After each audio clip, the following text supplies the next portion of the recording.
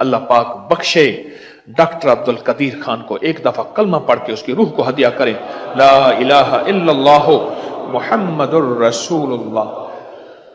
اور میں نے کلمہ کیوں پڑھوایا؟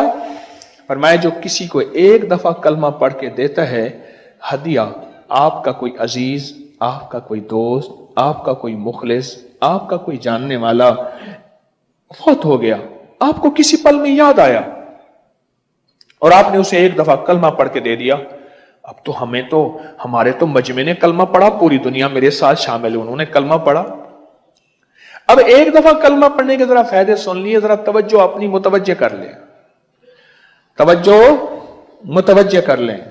میں ایک دفعہ جو فرمایا کسی کو کلمہ پڑھ کے ہدیہ کرتا ہے، آپ کا والد، والدہ، دادا، پردادا، کوئی عزیز، اللہ اس کی قبر میں 4000 نور داخل کرتے ہیں، 4000 رحمتیں داخل کرتے ہیں، 4000 مغفرتیں داخل کرتے ہیں، اور اس کے 4000 گناہ معاف کرتے ہیں، اور اس کے 4000 درجے بلند کر دیتے ہیں۔